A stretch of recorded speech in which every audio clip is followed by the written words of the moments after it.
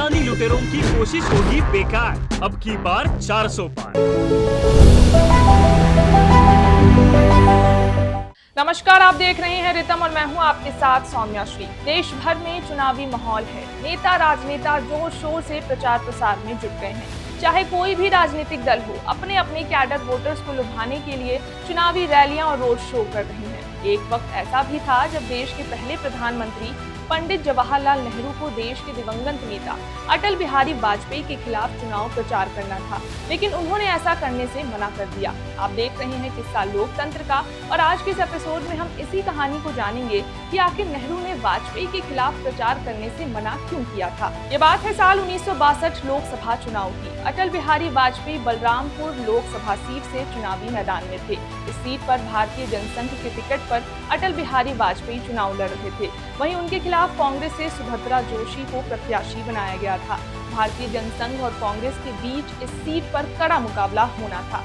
जानकारी के मुताबिक बलरामपुर लोकसभा सीट से 1957 यानी पिछले लोकसभा चुनाव में भी अटल बिहारी वाजपेयी की जीत हुई थी, और इस बार के चुनाव में भी अटल बिहारी वाजपेयी पूरे उत्साह से भरपूर थे कि उन्हें ही जीत मिलेगी। इधर कांग्रेस प्रत्याशी सुभद्रा जोशी जान रही थी कि उनका मुकाबला एक बड़े नेता के साथ है, इसलिए उनके खिलाफ किसी बड़े नेता को चुनाव प्रचार करना होगा, तभी अटल बिहारी वाजपेयी हार सकते हैं। सुभद्रा जोशी ने इसके लिए कांग्रेस लीडर और देश के पहले प्रधानमंत्री पंडित जवाहरलाल नेहरू से बातचीत की और उन्हें अटल बिहारी वाजपेयी के खिलाफ चुनाव प्रचार करने के लिए आग्रह किया। हालांकि पंडित जवाहरलाल नेहरू के मन में कुछ और ही था। वो नहीं चाहते थे कि वो खुद अटल बिहारी वाजपेयी के खिलाफ चुनाव प्रचार करें। कई रिपोर्ट्स बताती है कि पंडित जवाहरलाल नेहरू अटल बिहारी वाजपेयी का काफी सम्मान करते थे। नेहरू ही वो पहले शख्सियत थे जिन्होंने पहले अटल बिहारी वाजपेयी को लेकर ये भविष्यवाणी की थी कि वो एक बार अपने जीवन काल में जरूर से प्रधानमंत्री बनेंगे। उनके अंदर प्रधानमंत्री बनने की खूबी है। पंडित जवाहरलाल नेहरू ने सुभद्रा जोशी को साफ मना कर दिया। उन्होंने साफ इनकार कर दिया कि वो अटल बिहारी वाजपेयी के खिलाफ चुनाव प्रचार नहीं करेंगे, लेकिन कांग्रेस पार्टी की जीत के लिए उन्होंने एक और तरकीब सोची। बताया जाता है कि पंडित जवाहरलाल नेहरू ने अटल बिहारी वाजपेयी के खिलाफ किसी नेता को नहीं, बल्कि किसी बॉलीवुड एक्टर को चुनाव प्रचार करने के लिए मनाया था।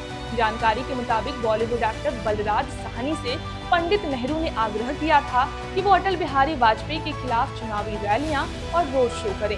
बलराज साहनी की उस वक्त एक फिल्म आई थी, नाम था 2 बीघा जमीन। इस फिल्म से बलराज साहनी को काफी पॉपुलैरिटी मिली थी। उन्होंने इस फिल्म में गरीब लड़के का रोल निभाया था। पंडित जवाहरलाल नेहरू ने सोचा कि इससे अच्छा एक्टर कोई हो ही नहीं सकता जो अटल बिहारी वाजपेयी के खिलाफ प्रचार करे। उन्हें लगा कि लोग राजनेता से ज्यादा एक्टर्स को पसंद करेंगे। फिर क्या था, बॉलीवुड एक्टर बलराज साहनी ने अटल बिहारी वाजपेयी के खिलाफ चुनाव प्रचार करने के लिए हामी भर दी। ये पहला मौका था जब कोई फिल्मी सितारा चुनाव के लिए प्रचार प्रसार कर रहा था। बताया जाता है कि एक्टर बलराज साहनी की वजह से सुभद्रा जोशी की रैली में लोगों की भारी भीड़ जुटती है। बलराज साहनी को देखने के लिए, उनकी झलक पाने के लिए लोग दीवाने हो गए।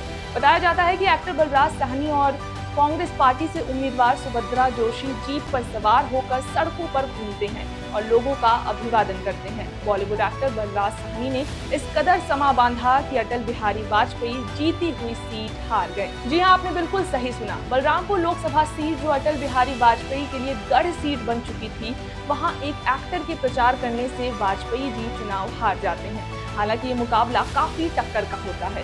महज 2000 के वोटों के अंतर से कांग्रेस उम्मीदवार सुभद्रा जोशी को जीत मिलती है। अटल बिहारी वाजपेयी के हार जाने के बाद राजनीतिक गलियारों में यही चर्चा रही कि सम्मान में नेहरू ने भले ही उनके खिलाफ चुनाव प्रचार नहीं किया, लेकिन एक्टर को खड़ा कर उन्होंने यहाँ पर एक बड़ा राजनीतिक दांव लगा दिया।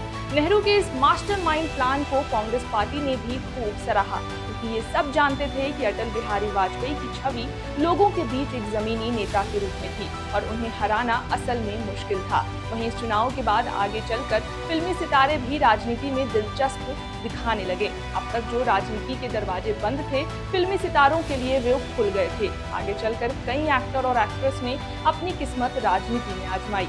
आज के इस एपिसोड में बस इतना ही। ऐसे ही रोचक किस्से कहानियां जानने के लिए देखते रहें किस्सा लोकतंत्र का। धन्यवाद।